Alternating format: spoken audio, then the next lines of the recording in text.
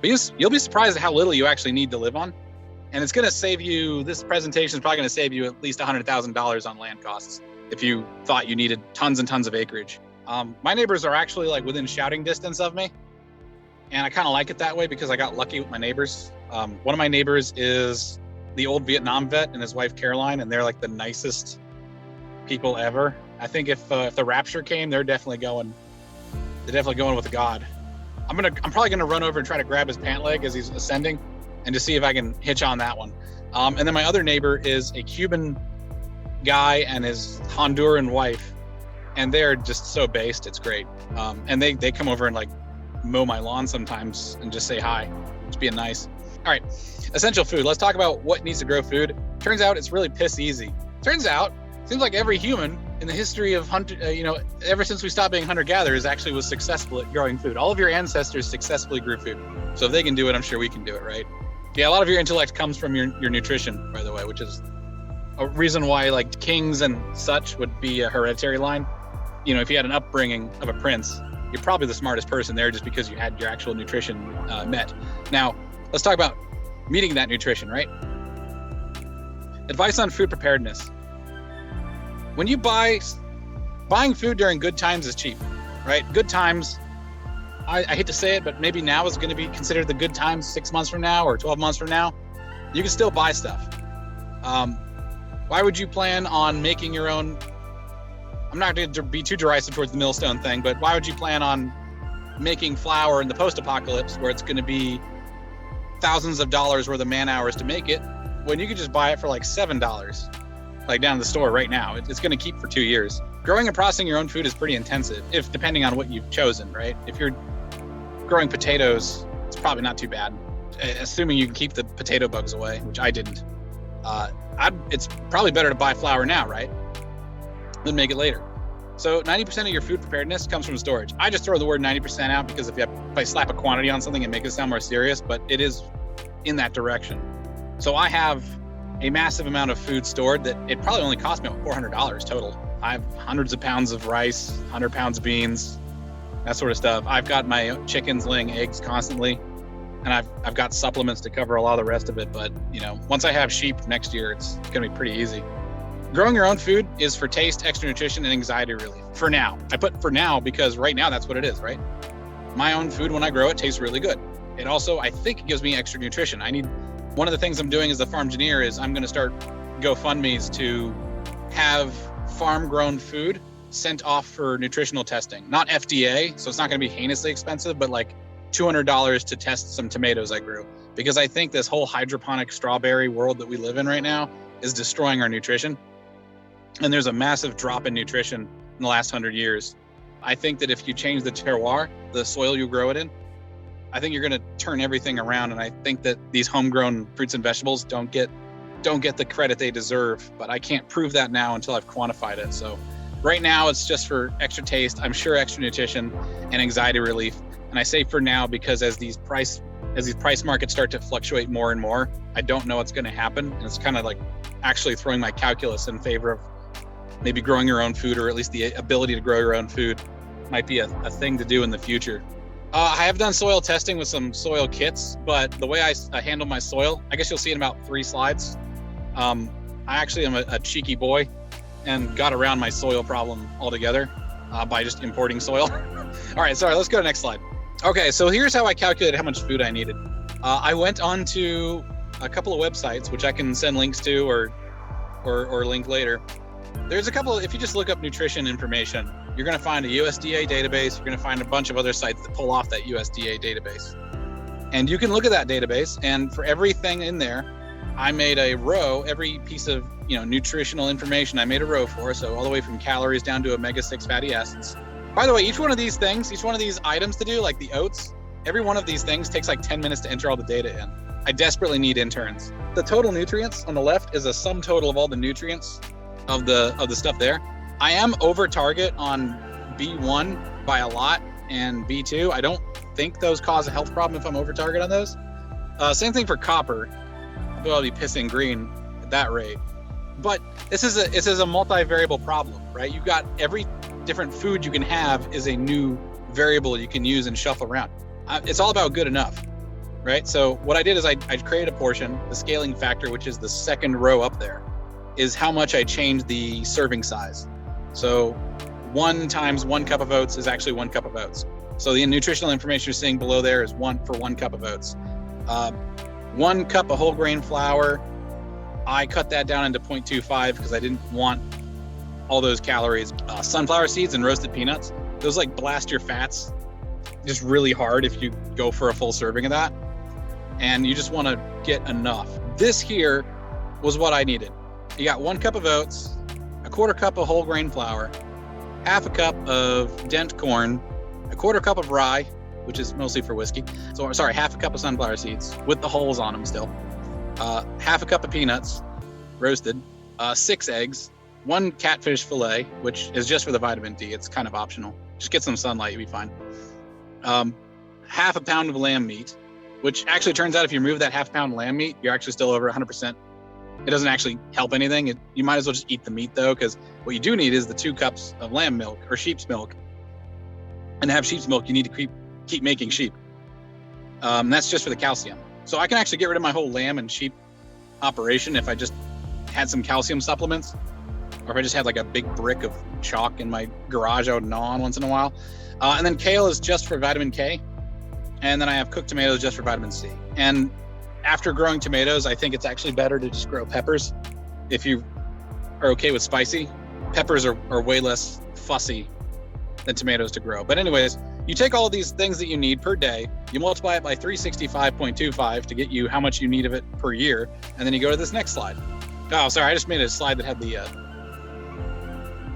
Yeah, you don't want to get scurvy. That's embarrassing. I wouldn't trust this farmer with scurvy. I'd be like, what are you doing? Oh, so that's mean. I shouldn't laugh at farmers who get scurvy, but I'm sure it happens once in a while. You should definitely grow nice fruits and vegetables for that reason. This is just a visualization so you can sort of see what you'd eat during the day. I thought this was a cute graphic. All right, next slide, please. You can have vegetarian options. As I mentioned before, you really just need the vitamin D from the fish and the calcium from the milk. As I said, you can have a calcium supplement. I looked, by the way, anytime on those nutritional websites, if you say, well, what's a good source of calcium? And you type it in, there's usually one actual reasonable source of calcium. And they'll say, oh, you can grow kale. It's like, no, it's like 10 cups of kale to get the calcium you need. You need to do the math. The last 3 words I have there is do the research, because everyone is a liar or an idiot. People will tell you that mushrooms are good for vitamin D. They should put an asterisk next to that, because there's a big difference between mushrooms grown in darkness versus ones that are grown with the UV light or sunlight on them. It turns out if they don't have any UV or sunlight on them, they don't have any vitamin D in them. And almost all farmed mushrooms are done in the dark, because adding sunlight actually F's up the life cycle of them. And UV light means an electricity bill. So you got to do your own research. It's pretty tedious. I would rather just be out in the sun myself or eat some fish oil or some fish. It is tedious work. This is really tedious work, but it is worth it, and I can help you through it. And I've already done a lot of the tedious work. And I mean, if you buy me a bottle of whiskey, I'll just sit there and do some data entry for you. It's not a big deal if you need me to do that. It's got to be good whiskey though. Basil Hayden's are better. All right, next slide, please. All right, so once you have this 365.25 times your daily allotment, you actually start to make plots. And you can use your university extension to figure out how much land you need or what your yield is going to be per acre. So I just include all these numbers and math on the top right just to impress you. What it's really doing is saying, okay, let's take the oats item. I got 1 cup of oats per day. That means 365.25 oats per year I need to produce. And that converts over to bushels, because everything's in bushels for some reason. All right. So I then took the university extension research papers, and I found that I should be able to expect about 60 bushels per acre of oats. I then say, okay, how many acres do I need to grow the number of bushels that I want, right? So I just 2.45 divided by 60 gets me 0.04. And then I look at the square footage of that. And then I do the square root of that to find the length times width. Basically what you do is you pop it into this calculator. Pretty much what I found is that to do me, whole year's worth of food for me was 75 foot by 75 foot area. That's 1/8 of an acre. And it looks like that. So you can see my house. right there, and then you can see the field size. I could kind of do it by hand. I'm kind of tempted to do it by hand, but it's totally feasible to just get out there with a pickaxe or a shovel and just turn the soil myself, especially since I really only need, like for the oats, is a 42 by 42. And I don't know if you guys know anything about oats, but oats are just a grass. If you can grow grass, you can grow oats. It's really easy, or at least was what I've heard from my neighbors. If you buy a rototiller for about 800 bucks, it'll be even easier, but I actually suggest a different piece of equipment. We'll move on to that in a second. Next slide. The conclusion I came to years ago about any process that you want to work is you need control. All right, this whole Mother Nature stuff is a bunch of crap. Nature is a bratty child. You need to get her under control, get her disciplined, set boundaries.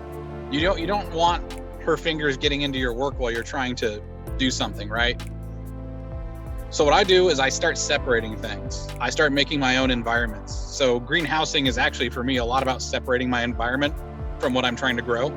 And I used raised beds to actually create my own soil stack that works for me, right? So here are the things you want to control for: is your soil nutrients, which you can use a soil testing kit for; your soil moisture, which you can, there are moisture sensors.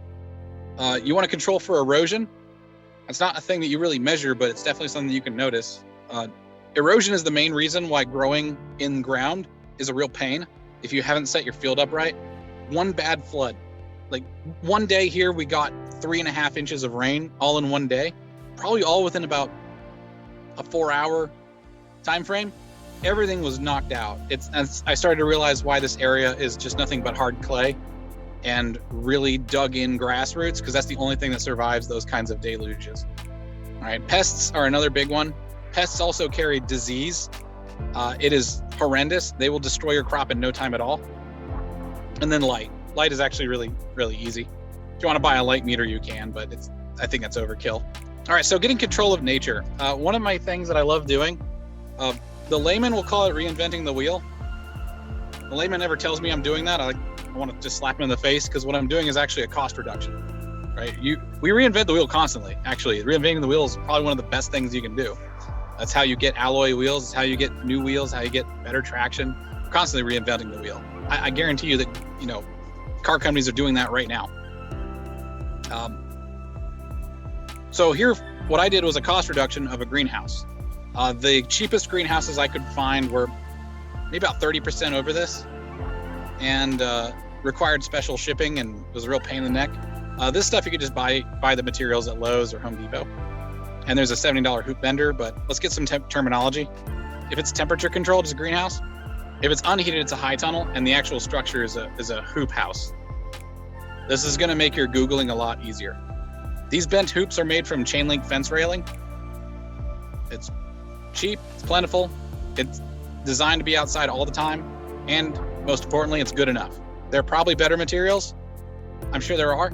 I'm going in under target to see if I can make this thing as cheap as possible. I've already learned some failures of it and updated my design. And I'm gonna keep going. I'll let you guys know how winter goes. Okay, just so you know, that was a 20 by 40, so that's 800 square feet. For about $1,000, you can't really get much better than that. It takes about a day of work to put that together, by the way. It's one man, one day will do it. It's really satisfying. You also get to excuse to buy a riveter. So here's how I control the soil that I'm using, right? So this is an early picture from the season. These are just 3 4x8 sheets of metal. They used to be about $15 a piece. They're probably $20 a piece now. But you're looking at $60 for the metal, and then probably about $14 for the wood pieces, right? So I just have a 4x4 post on each side. And the thing, these things, like if you look at that middle one there on the left, it's bowing out like crazy. That's totally fine.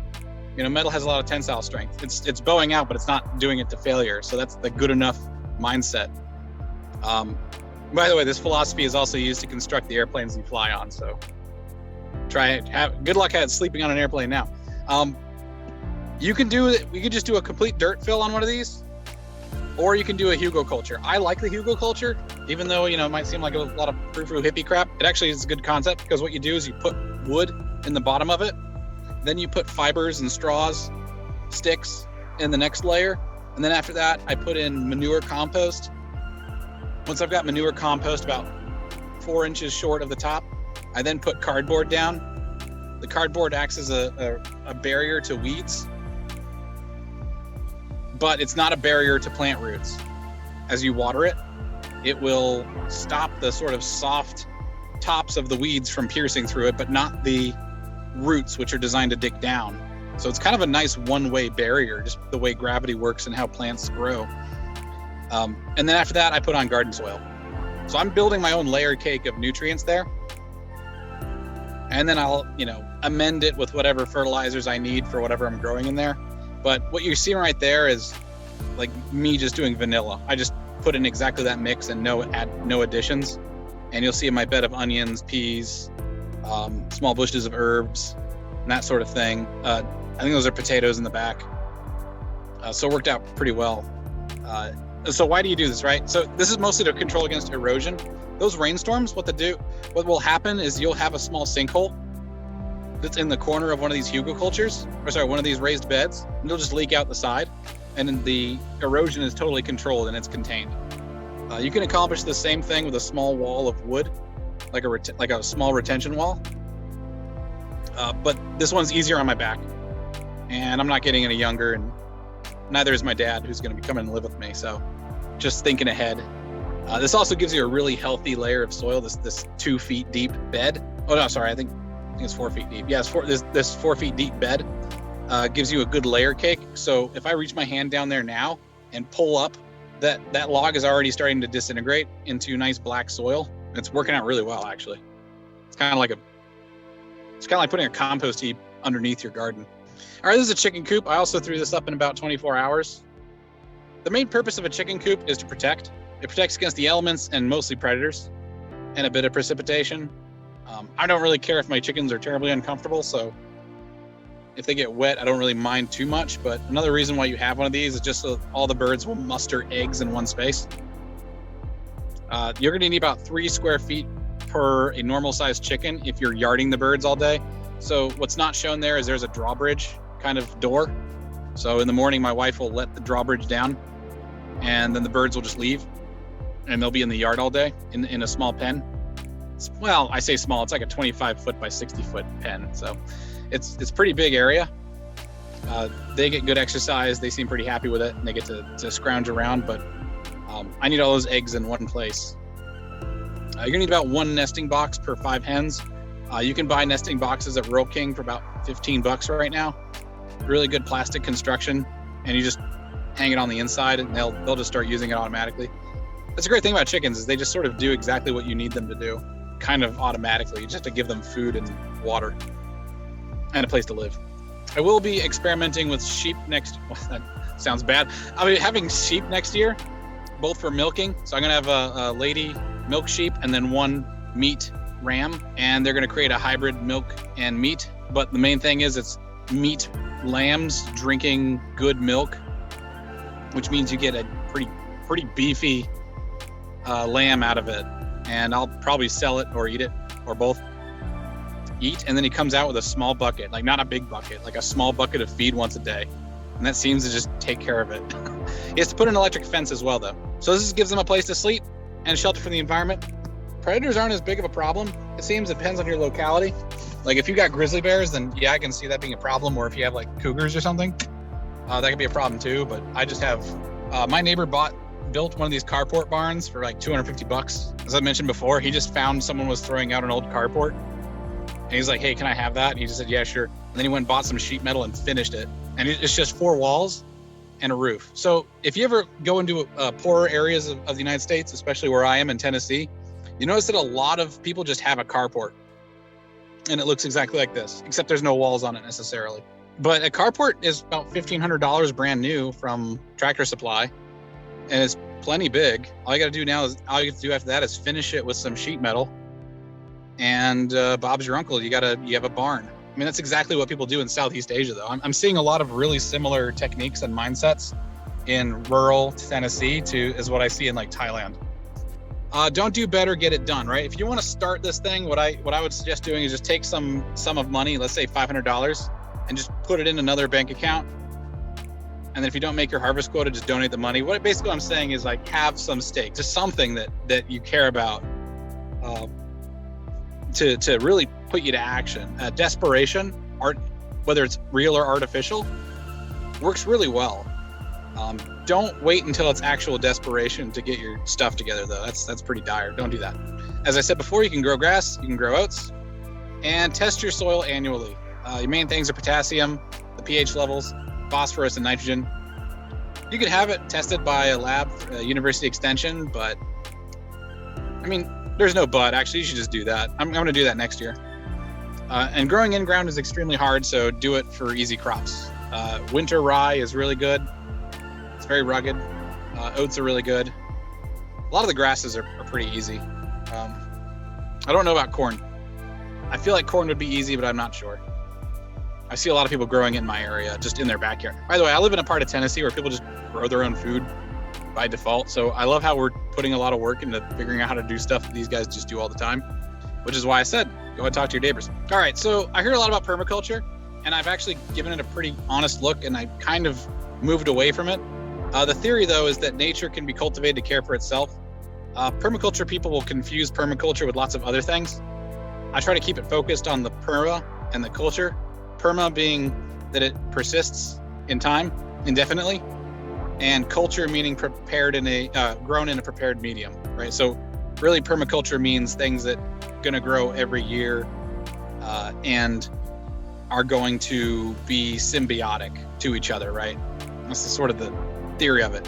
So you use nitrogen fixers to store nitrogen, composting and manure restores the rest of your nutrients. You're gonna have pest repelling plants, like marigolds are good against nematodes. Pest repelling plants and co-planters. Co-planters means plants that work well together. Plants will also affect each other's flavors sometimes. I don't know about that, but I've heard about it. But I think permaculture is a terrible idea for beginners because it takes years to set up. Like setting up this, what you're essentially setting up is an entire ecosystem, and ecosystems require balance. And doing that artificially is really tough, and accelerating it is really tough. And it's going to depend on your microclimate. Like I get significantly more rainfall than the rest of Tennessee. What the heck am I supposed to do, right? Because the stuff that's going to work 5 miles down the road, half a kilometer down, in altitude from me, is going to be not going to work where I am. So it requires a lot of research as well, which violates that third rule from before, the academic's folly. And it's very slow to adapt to changes. As in, if you need to grow more stuff, if you need to like double your production, with the traditional farming methods, you just go and sow more seeds. You'd go into your storage stock of food, your grain, and you'd reach in there and that's your seed, and you'd go and plant that. And by half a season, it's grown to maturity depending on what plant it is.